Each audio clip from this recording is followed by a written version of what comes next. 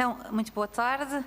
Cumprimentar aqui o Sindicato dos Profissionais de Polícia e agradecer a vossa disponibilidade para estarem cá hoje presente, ainda que no formato digital, ou através de videoconferência, nesta reunião do grupo de trabalho que tem como objetivo avaliar as condições das forças e dos serviços de segurança.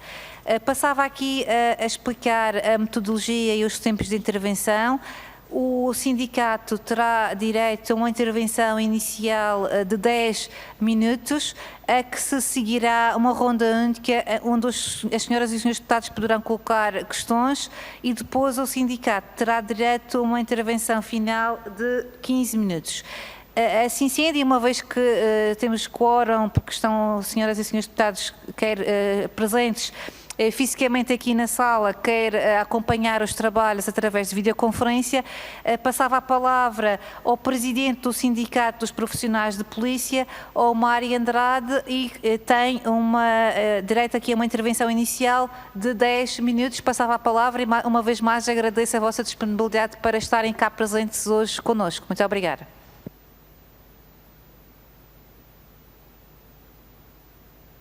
Eu peço desculpa, nós estamos a vê-lo em perfeitas condições, mas não estamos a ouvi-lo.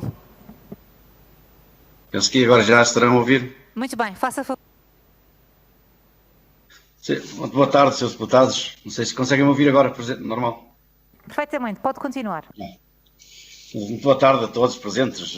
O Sindicato dos Profissionais de Polícia agradece o convite e estará sempre disponível para fazer chegar a todos vocês, a todos os membros da Assembleia da República, em especial a esta Comissão, as dificuldades que temos, que os polícias sentem no seu dia-a-dia. Obviamente que para falarmos em condições de trabalho teremos que falar num conjunto de várias matérias: instalações, equipamentos, proteção, saúde, horários de trabalho, apoio social, entre outros. Neste aspecto, iniciaria pelas instalações policiais.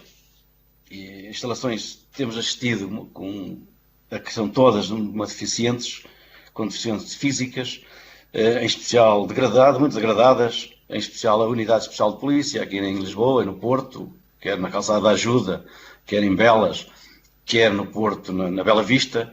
É recorrente e já há várias décadas que se anda a falar não vemos a lei de programação das infraestruturas, qualquer intervenção ali, e preocupa-nos bastante, porque isto temos, além destas instalações, temos muitas outras, a grande maioria, onde durante o inverno chove, não há condições mínimas para uns duches diários. Os espaços, como digo, são pequenos. Recentemente em Lisboa assistimos à união de 2 efetivos de 2 esquadras, ali concretamente em Carnide e bairro Padre Cruz, onde foram metidos já para uma esquadra, já para o efetivo de uma era reduzida, juntámos lá 2, não se conseguem sequer mexer ali dentro naquelas instalações, são muito deficitárias. Por outro lado, também as instalações estão normalmente localizadas em prédios urbanos, e preocupa-nos, porque primeiro pelas nossas condições, mas também pelas condições dos habitantes e do incómodo que por vezes transporta para aqueles moradores, com entradas e saídas frequentes nas esquadras, quer os elementos de entradas de serviço, quer por o cidadão comum ali, ou por vezes com detenções um pouco mais exaltadas e causam bastante ruído, e é com bastante perplexidade que assistimos a queixas dos moradores contra a polícia, que não é isso que se quer num Estado de direito, porque segurança e não impedimento do descanso do cidadão, de qualquer trabalhador. Ao nível de equipamentos, são escassos, sempre serão, mas destacamos os coletes individuais, os coletes balísticos, não chegam a todos. Os carros de patrulha têm 2 coletes, que são, em cada rendição, transportam-os de um elemento para o outro. Isso provoca, obviamente, uma falha grave nas condições de higiene. Ficamos com alguma satisfação, mas não é isso que resolve o problema, porque recentemente foram adquiridos uns sobrevestes que, no fundo, a coisa que transportam é mais um equipamento para o elemento policial trazer à cintura. Qualquer dia temos de trazer uma mochila para transportar todo o equipamento. Isso é muito preocupante. Por outro lado, também estes coletes continua, há décadas que andamos a falar nisto, e continua a não existir um tamanho, aqui é tamanho único, continua a não existir um tamanho adequado aos elementos do sexo feminino. Pois, a complexão física é totalmente diferente, não podemos usar o mesmo. A prova da escassez destes meios foi recentemente, numas intervenções que foi necessário fazer ali na zona do Alentejo.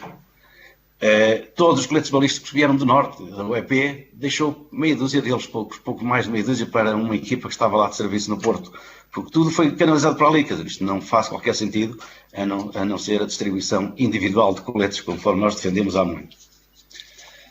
Ao nível da saúde, é bastante preocupante também, é muito mais ainda preocupante ao nível da saúde. É um déficit nos cuidados de saúde, sentimos-nos injustiçados porque descontamos cada vez mais. Os polícias cada vez mais descontam para o subsistema de saúde, além de descontarmos 14 vezes por ano, onde o ano só tem 12 meses, e nós descontamos 14 vezes para o sistema de saúde. E depois não temos, cada vez temos menos protocolos com entidades particulares, cada vez temos menos assistência médica, temos assistido ao encerramento de postos policiais, temos assistido à falha nas demoras que a própria instituição PSP dá para permissões em atos cirúrgicos, que são muito preocupantes, mesmo quando em ato de serviço, demora-se 10 meses, um ano, para uma autorização para uma pequena cirurgia. Obviamente que isto está-se a agravar o estado de saúde, em vez de depois de serem um determinado valor, ultrapassa este valor e muito mais, porque passa a ter duas intervenções, ou a intervenção mais difícil. Por outro lado, recorre-se muitas vezes aos médicos particulares. Nós temos assistido a consultas particulares que depois pedimos o seu ressarcimento e, qual não é o nosso espanto, atualmente estão cerca de 7 meses de atraso a esta solução. Ou seja, no fundo, os polícias ganham menos, descontam mais e sentem-se que têm que estar a pagar o próprio investimento. A única coisa que nós denotamos também é a falha grave de não haver um plano de prevenção na saúde. E quando digo plano de prevenção na saúde, refiro-me concretamente às análises clínicas rotineiras do estado normal do elemento policial. Só entras para a polícia, faz exames, se não concorrer, se não tiver qualquer nenhum concurso em que seja necessária a verificação das condições físicas, a instituição não faz qualquer rastreio. Os elementos policiais é que, por sua iniciativa, é que poderão solicitar as análises clínicas ou outros exames complementares. Isto devia ser a própria instituição a fomentar uma rotina, um plano, com ano a ano, de cada 2 anos, fazer uma verificação do estado de saúde dos elementos policiais. Nós temos alguns elementos policiais que trabalham, por vezes, doentes, porque faz-lhe falta o dinheiro e se estiverem parte doente, têm uma redução muito grande no seu vencimento. Por outro lado, também temos o sistema da vacinação. Prova disto que estou a falar foi agora o sistema desta pandemia de Covid-19, onde tivemos um grande número de elementos infectados. Estamos na linha da frente, como estivemos sempre, com todo o esforço e a dedicação. No entanto, temos apenas 51% do efetivo com a primeira dose. Não temos nenhum único elemento totalmente vacinado.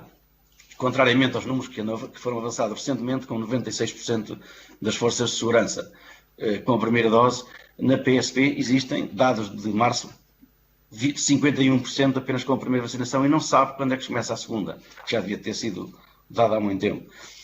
Depois temos, os polícias sentem-se constrangidos com tudo isto e com esta dificuldade, porque estão impedidos, durante esta pandemia, foram impedidos de contactar a linha de saúde 24 diretamente. Teria que ser pelo canal hierárquico. Ou seja, a linha de saúde dava umas orientações, a hierarquia, no sentido de não perder um elemento policial, que faria falta, é óbvio que faz falta, porque o efetivo é reduzido, dava outras orientações exatamente contrárias. O elemento policial nem sequer sabe quem é que há de cumprir as orientações da hierarquia ou as orientações da Direção-Geral de Saúde. Isso preocupa-nos bastante e, inclusive, assistimos, infelizmente, a processos disciplinares por ter sido vítima de Covid, o que é preocupante. Quer dizer, em Faro, temos uma equipa da Unidade Especial de Polícia que 9 ou 10 elementos foram, ao mesmo tempo, contagiados com com o Covid, infectados com o Covid, e qual não é o espanto que eles têm? Foi-lhe organizado um processo disciplinar, um processo de averiguações, possível disciplinar, para se averiguar em que circunstâncias, em condições é que eles foram contaminados. Ora, é fácil ver onde é que foi a contaminação. Se temos um único duche para aquele efetivo todo, se temos um único espaço reduzido para o convívio, mesmo com próprias máscaras, que foram distribuídas, digo, em números insuficientes, insignificantes, insuficientes. Felizmente, os polícias vão-se salvaguardando e protegendo com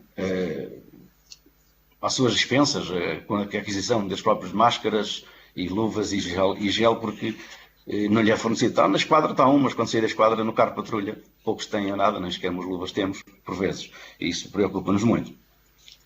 Relativamente aos horários de serviço, é normal, e sabemos, todos nós sabemos, está devidamente estudado e cientificamente, que o trabalhar por turnos traz graves alterações biológicas e um desgaste físico e mental gravoso.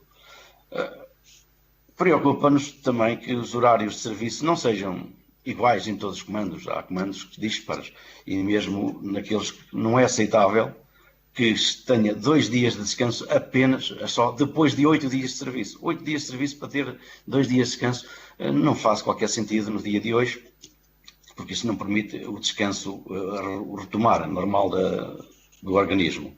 Acresce que, além disso, não temos mais cada turno de serviço, entradas e saídas de serviço, somos obrigados a estar mais 15 minutos para fardamento e desfardamento, quer dizer, temos que entrar mais 15 minutos mais cedo, sair 15 minutos mais tarde da hora indicada, e que este tempo não é contabilizado para nada, nada conta com isso. Temos uma situação mais gravosa, no entendimento deste sindicato, que é que os despachos que foram criados, especialmente em Lisboa, e a própria Direção Nacional anuiu com isso, o MAI tem conhecimento, e também até hoje nada fez, em que todo o elemento policial que se encontra de baixa clínica, maior, com mais de 30 dias, é movimentado, é transferido de serviço. Quer dizer, não se pode estar doente porque é transferido de serviço para um outro. Isto preocupa-nos imenso e os elementos policiais, por vezes, para não serem mudados de serviço, só mesmo em caso de extrema necessidade, é que ficam em casa, mas caso contrário trabalham doentes. Isso preocupa-nos.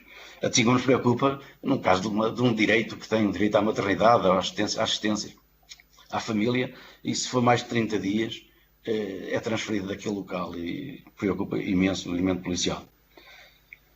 Ao nível de apoio e proteção policial, da proteção social, digo, todos nós descontamos para os serviços sociais, da PSP, e pouco ou nada se faz a nível de intervenção social. Defenderíamos que devia de ser feito uma ação social, habitações sociais em Lisboa, porque é para estes centros urbanos que a maior parte dos elementos policiais, ou se não a totalidade, no ingresso, é a data em que se recebe o vencimento mais inferior, são deslocados para os centros urbanos, em especial Lisboa. Não sei se me estão a ouvir. Sim, estamos a ouvir perfeitamente, só estava a dar conta que já ultrapassou o seu tempo, não sei se está a concluir, depois terá outra oportunidade, depois das questões que serão colocadas pelos senhores deputados, de voltar a intervir. Sim. Teria só mais uma parte das agressões, é só mais uma parte relativa às agressões, é meio minuto. As agressões preocupam-nos, cada vez são mais frequentes e entendemos nós que existem por um sentimento de impunidade. Bastaria fazermos algo para que o agressor se sinta punido. Obrigado.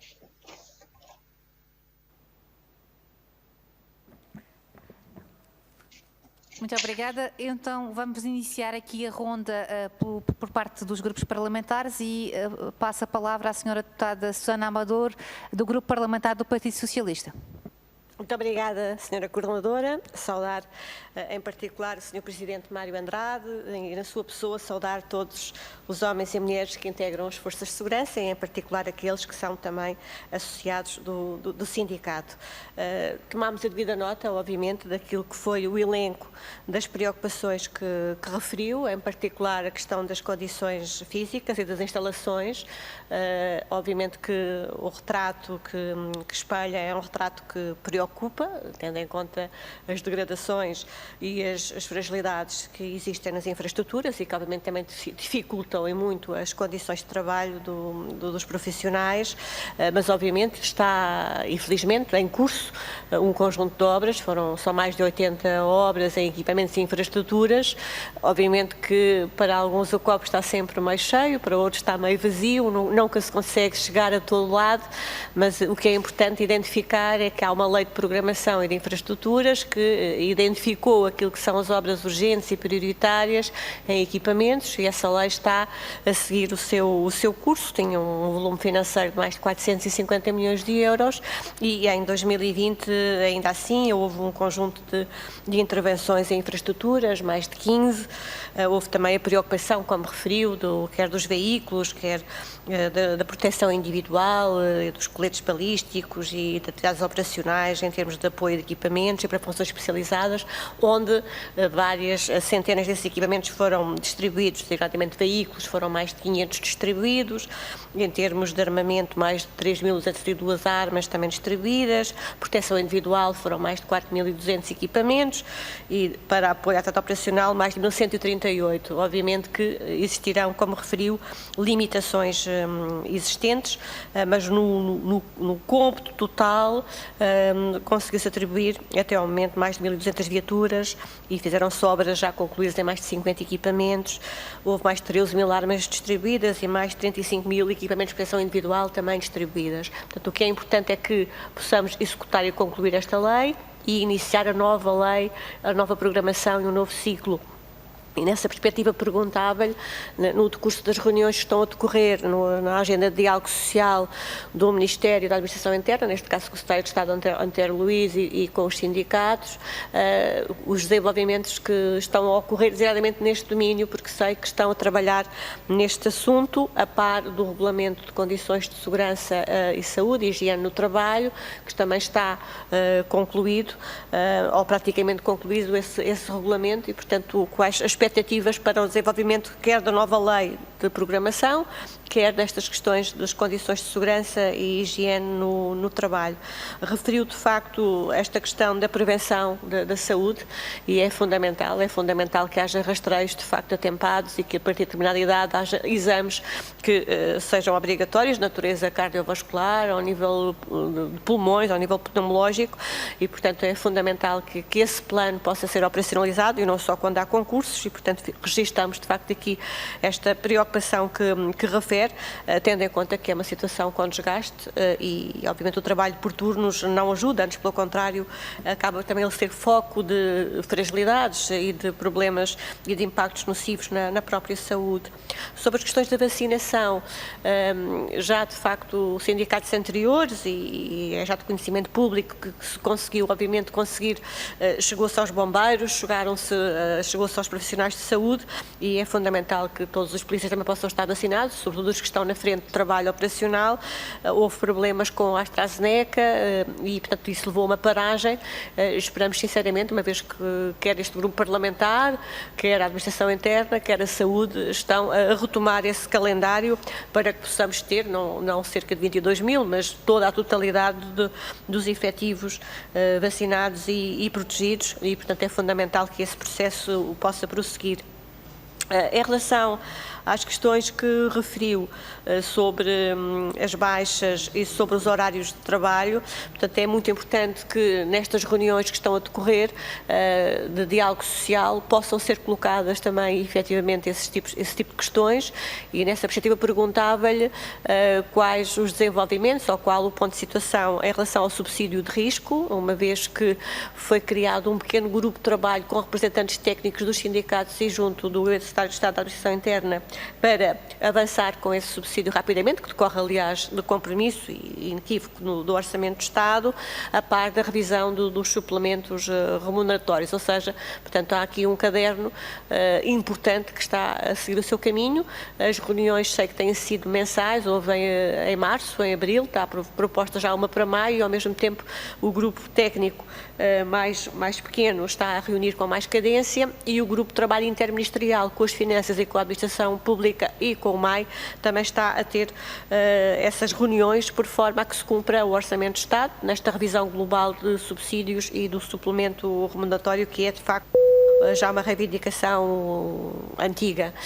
Perguntava-lhe ainda também em relação às promoções, portanto, eu julgo que podemos saudar e devemos saudar, havia a preocupação de não haver qualquer tipo de promoção ainda no ano em curso, mas foi anunciado, e mais que anunciado, decorre de despacho, as promoções de cerca de mais de 5.000 profissionais, entre PSP e GNR, portanto, e penso que foi uma boa notícia, quer a questão das promoções, quer a questão também do plano plurianual de admissões, porque é muito importante o rejuvenescimento e as admissões. O ano passado ficou-se aquém, portanto cerca de 1.000, quando era suposto serem 2.500, no total quer-se neste ciclo 10.000 novas admissões, e perguntava-lhe igualmente os desenvolvimentos em relação a esse plano plurianual, uma vez que julgo que também terá feito parte das conversações. Portanto, e grosso modo penso que são estas as notas que queria deixar em relação às questões que estão na agenda de trabalho e que são muito importantes, que possam ser objeto de diálogo social produtivo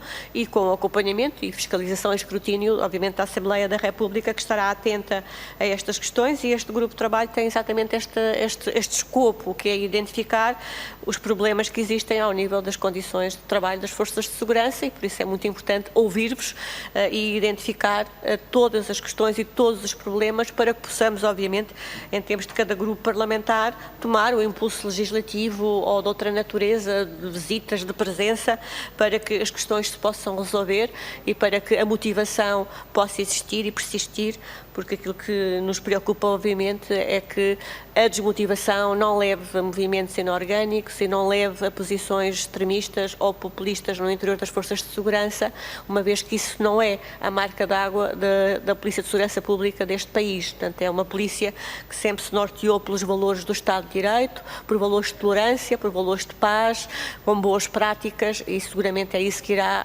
continuar a existir. É isso que o RASI também espelha, portanto, um país seguro, fruto do vosso trabalho e da coragem e resiliência, e por isso também julgo que ficam sempre frustrados, como referiu, com a impunidade que às vezes surge em relação ao trabalho que tiveram no que diz respeito ao opressor, à prevenção e à dissuasão e à punição, mas depois, obviamente, aos tribunais cabe fazer essa prova, mas compreendam muitas vezes a frustração que o agente sente em relação ao desfecho de alguns processos que poderiam ou deveriam, na vossa ótica, ter outro tipo de término ou de fecho mesmo em relação a essa situação.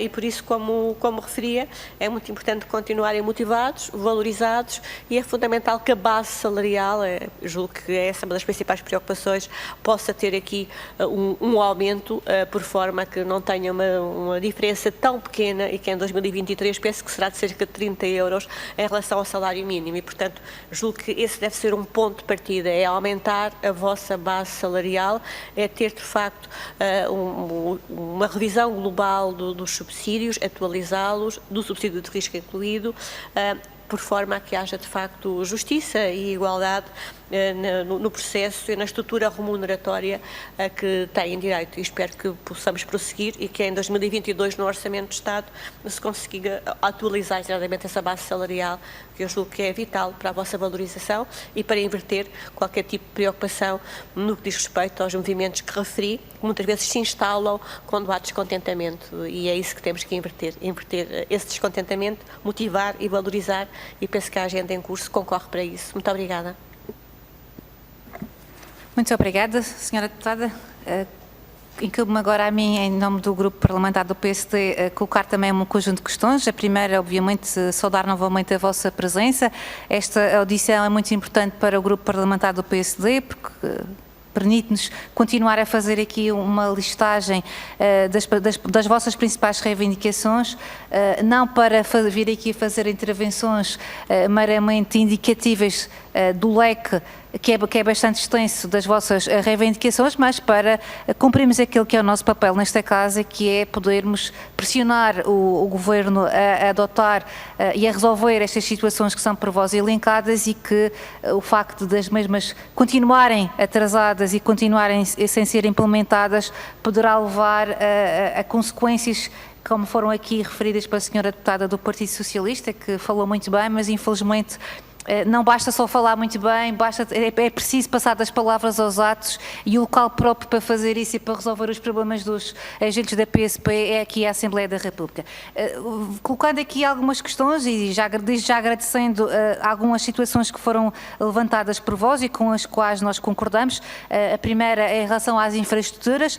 Nós, obviamente, ainda não abordamos essa questão aqui no Parlamento com maior detalhe, mas certamente muito em breve poderemos fazer essa análise em relação à taxa de execução do plano da lei da programação das infraestruturas, mas obviamente que todas as intervenções e todo o reporte que temos tido por parte dos sindicatos e também por parte dos municípios onde se encontram as quadras da PSP é um cenário realmente que ainda continua a ser preocupante, e a ideia que nós temos é que ainda também pouco ou nada se passou do papel da lei da programação para o avanço das obras no terreno em relação às muitas e inúmeras quadras que neste momento têm péssimas condições por esse país fora, e portanto obviamente que vamos continuar a acompanhar com enorme preocupação essa situação e fazer a análise política que é devida sobre a taxa de execução dessa lei e dessas obras que têm vindo a ser prometidas ao longo dos anos, mas que no final da legislatura e no começo de uma nova pouco ou nada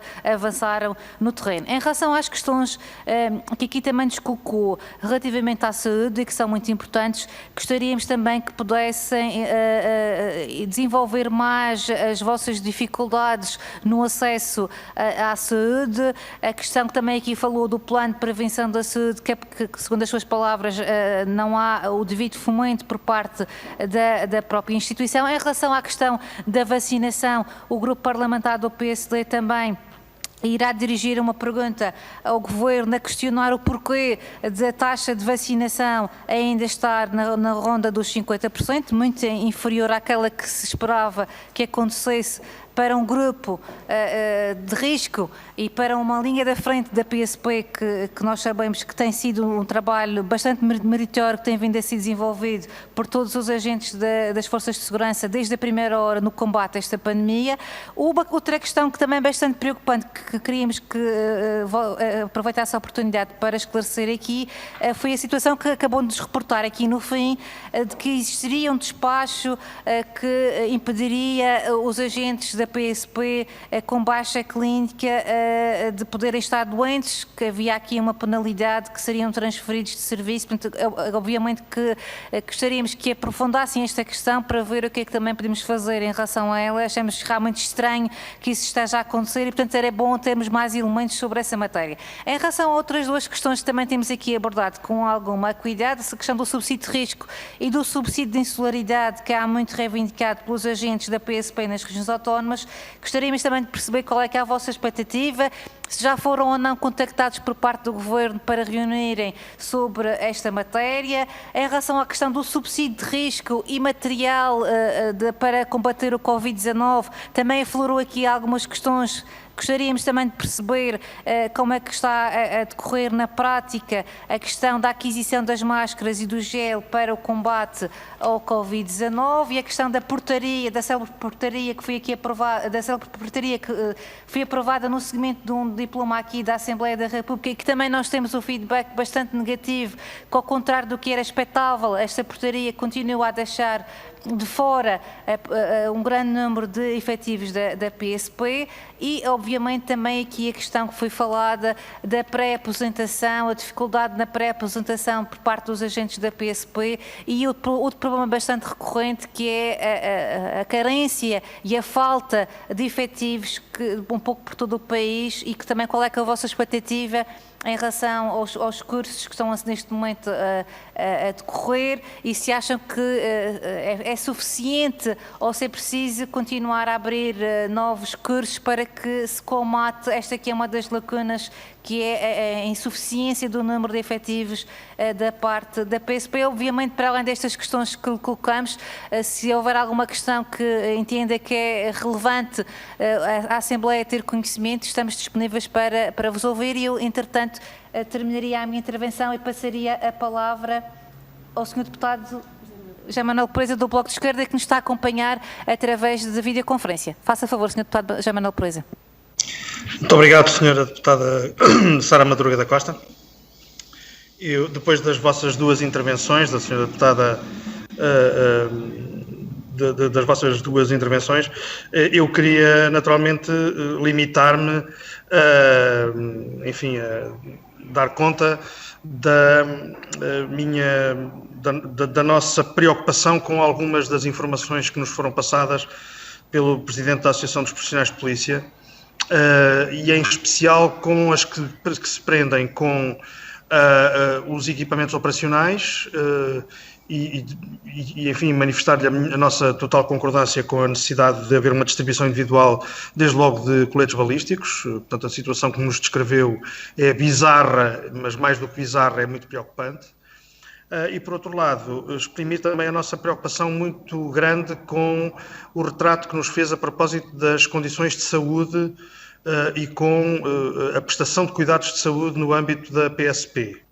Na verdade, digamos, fazer repousar os custos de check-ups periódicos sobre os próprios profissionais é qualquer coisa que é inaceitável para nós e, portanto, todo o nosso apoio à sua sugestão de que deveria haver, digamos, uma rotina da própria instituição de submeter os seus profissionais a exames de saúde, portanto, a check-ups periódicos, como aliás acontece em muitas áreas da administração pública e como também acontece em empresas do setor privado.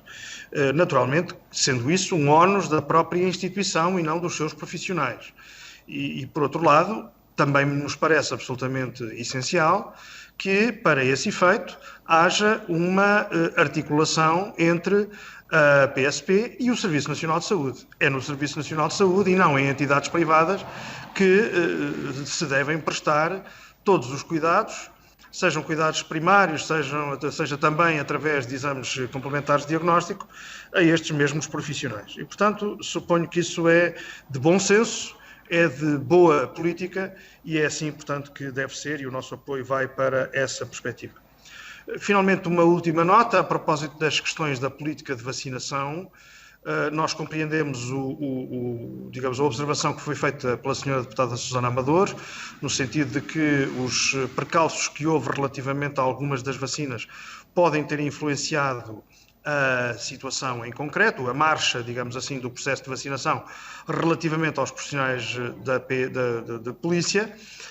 O que já não é compreensível é que haja uma discrepância tão acentuada, tão, enfim, gigantesca, entre os números avançados oficialmente sobre a taxa de cobertura destes profissionais e aqueles que são avançados pela Associação de Profissionais de Polícia. Há alguma coisa que não está certa e, portanto, devemos rapidamente ter uma confirmação dos números efetivos de vacinação para que, digamos, haja uma recuperação de tudo aquilo que está em atraso, seja 91%, seja os 51% de que falou o Sr. Presidente da Associação de Profissionais de Polícia.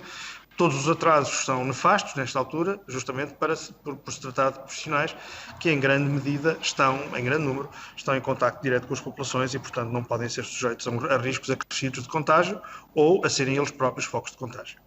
Bom, e portanto é basicamente isto. Quanto ao mais, as perguntas da Sra. Deputada Susana Amador e da Sra. Deputada Sara Madruga da Costa foram suficientemente exaustivas para que fiquemos na expectativa da resposta. Muito obrigado.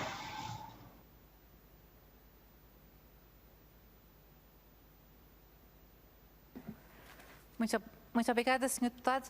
Então, não havendo mais pedidos de registro de intervenção, passaria a palavra novamente ao Sindicato dos Profissionais de Polícia para a sua intervenção final até 15 minutos. Faça favor, Sr. Mário Andrade.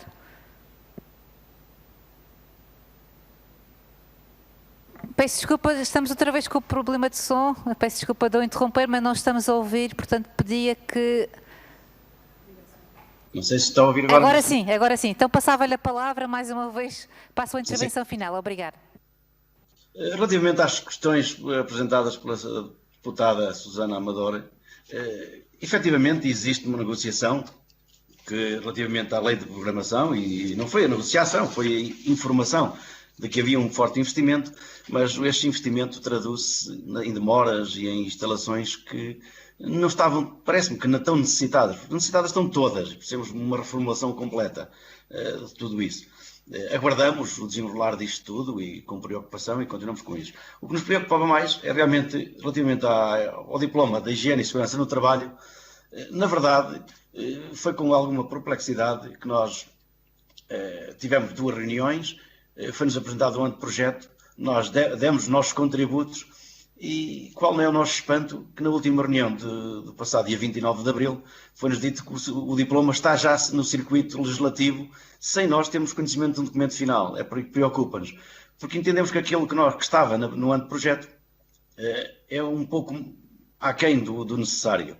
E se nós quisermos fazer uma parte de uma negociação suplementar, não temos conhecimento desse projeto final do Governo.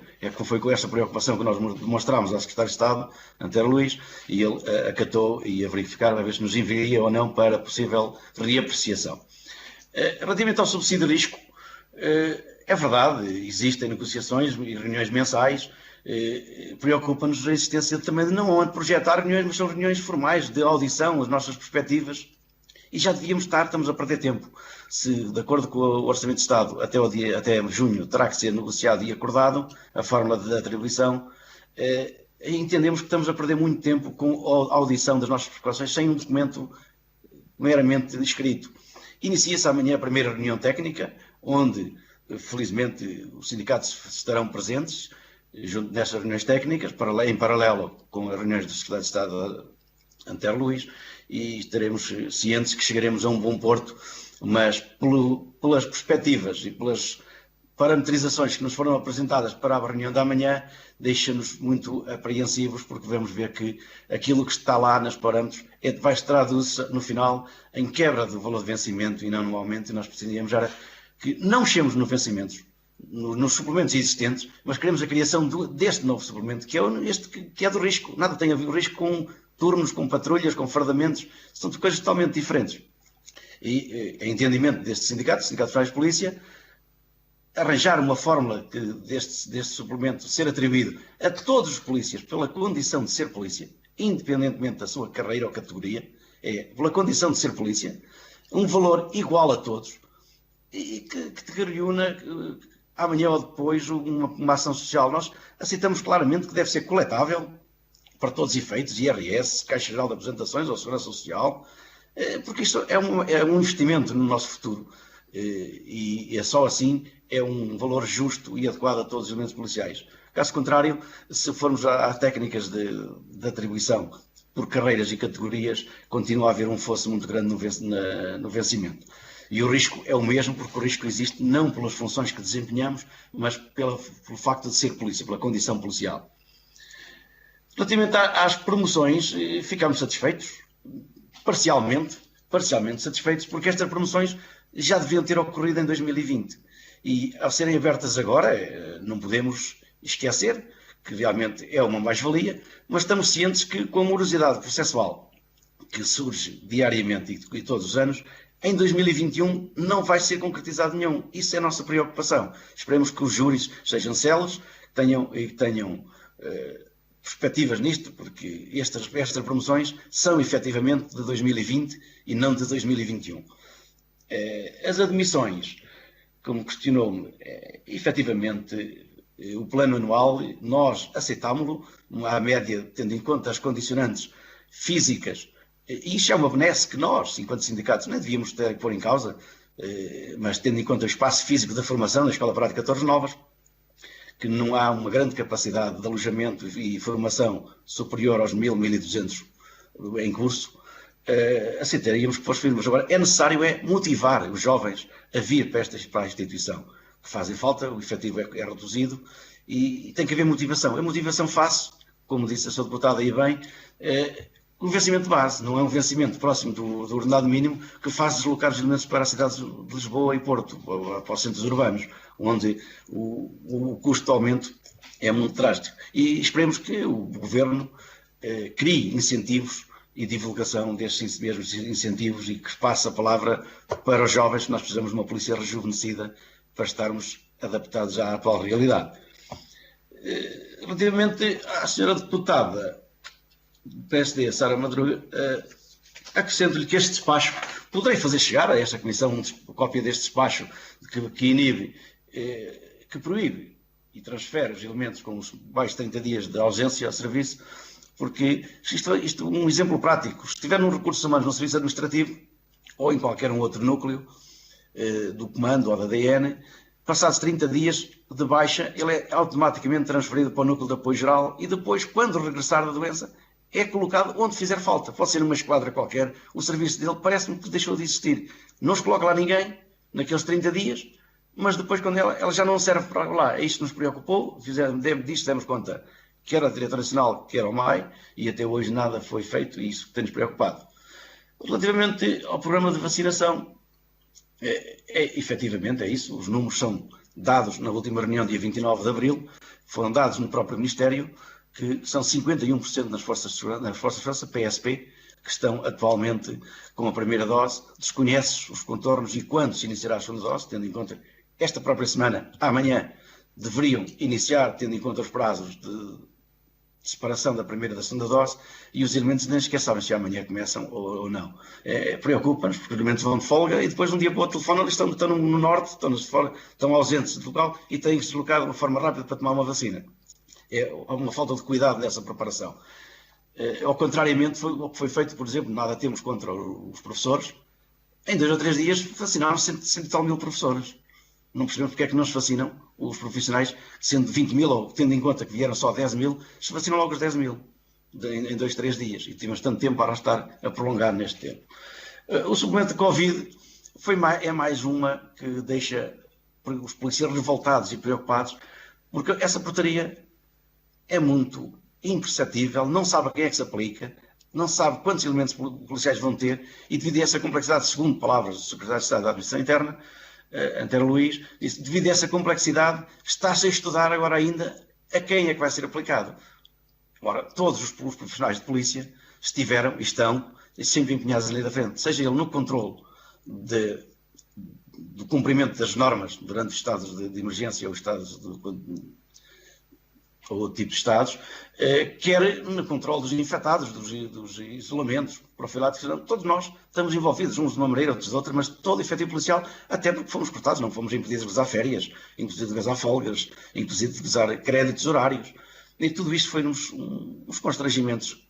E bem, e nós, os polícias, de uma forma responsável, acederam e ninguém criticou, ninguém revoltou, inclusive temos alguns que estavam na pré-apresentação e se predispuseram e regressaram a tentar reforçar o efetivo policial neste sentido, o que nós ficamos com alguma satisfação, aguardamos com alguma satisfação, e a própria população deve sentir isso, o sentido de responsabilidade que os profissionais têm perante um estado de emergência, e não vemos essa compensação, no fundo.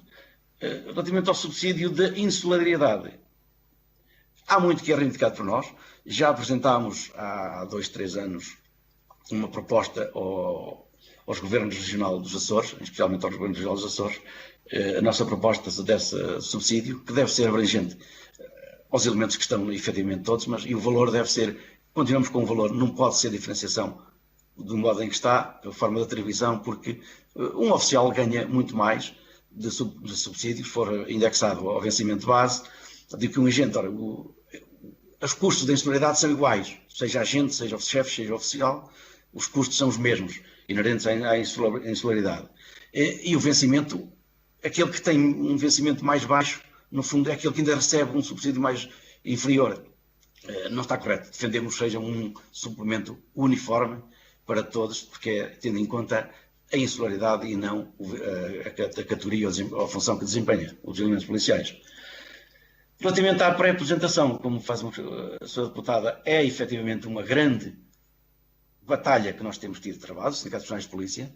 O estatuto existe, foi aprovado na Assembleia da República e nada é cumprido. Prevemos a saída, houve um período de adaptação até 2019, que, tendo em conta de um sistema proporcional às admissões e às entradas e de uma forma racional ao equilíbrio do efetivo, foram aqueles números, nem esses números foram cumpridos.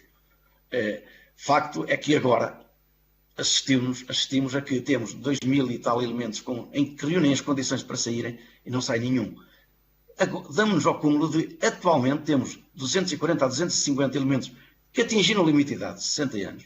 Nem por limite de idade existe um despacho que permite a saída desses elementos. Estamos a obrigar elementos, além da idade, dos 60 anos, a continuar ao serviço. É preocupante, só por falta de um despacho conjunto da administração interna e das finanças. Preocupa-nos bastante isso, porque se já não cumprimos as regras que nós temos na PSP, que é se passar à pré-apresentação 55 anos de idade e 36 de serviço, não se cumpre isso, muito menos nem sequer a de limite de idade. Isso deixa todos os polícias desmotivados, é uma desmotivação generalizada, que faz, ao contrário que na nossa congénere, na GNR, o dia que fazem 55 anos são desligados. E isso é que é uma revolta. As funções são idênticas e os tratamentos são díspares. Preocupa-nos muito com isso. Relativamente aos efetivos, como disse, são parcos, são muito reduzidos, mas, como disse anteriormente, o plano de formação anual é o nosso digamos, paradigma e a nossa função que nós aceitamos e que credibilizamos, uma proposta nossa, deve ser sempre de forma anual um determinado número, tendo em conta as idades que estão, e este número foi validado por nós, no fundo, aceite, junto já com este governo, em que será o plurianual da volta de arrondar os mil por ano. Acho que é um número razoável, como disse anteriormente, pelo que fazemos todas as referências e que esperamos que seja cumprido estes números. Agora, as saídas não podem ficar dependentes do número de admissões, porque se não houver candidatos, até não sai ninguém, ficamos cá até aos 100 anos. Não é preocupante. Relativamente ao Sr. Deputado Zaboreza, agradecemos.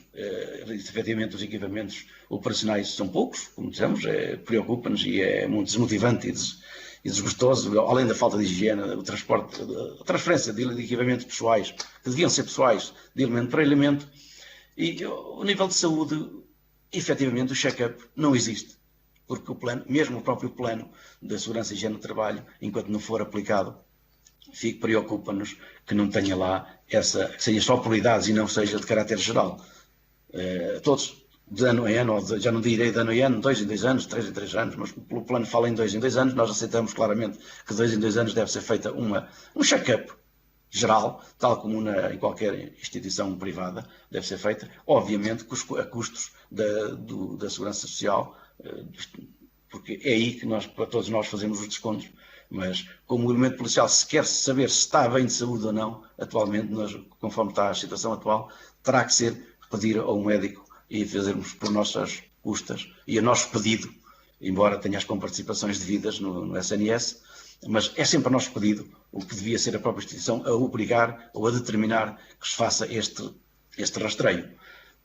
E era só. Muito obrigado. Muito obrigada. Uma vez mais, em nome do Grupo de Trabalho, agradecemos a pronta disponibilidade e o conjunto de questões que aqui colocou. Pedia que, de acordo com a sua segunda intervenção, que nos fizesse chegar o despacho que identificou aqui, dirigido ao Grupo de Trabalho, a avaliação das condições das Forças de Segurança, assim como qualquer outro documento que nos pretendam fazer chegar. Estamos, obviamente, disponíveis para receber todos aqueles documentos e todas as vossas reivindicações e em manter esta relação de proximidade que acho que é bastante benéfica, quer para vós, quer para a Assembleia da República. Uma vez mais, e agora despedindo-nos, agradecemos o vosso contributo e a vossa presença nesta reunião. Muito obrigada. Passávamos então ao ponto 2, outros assuntos. Não temos neste momento nada em cima da mesa, todo o trabalho que tínhamos já distribuímos. Portanto, não penso que não haverá nenhuma questão a ser colocada para as senhoras e os senhores deputados. Sim, foi feito. Eu posso fazer chegar à senhora deputada, se quiser, se tiver alguma sugestão que queira introduzir. Então, não havendo mais nenhum pedido de palavra da parte das senhoras e dos senhores deputados, dou por encerrada esta reunião. Muito obrigada.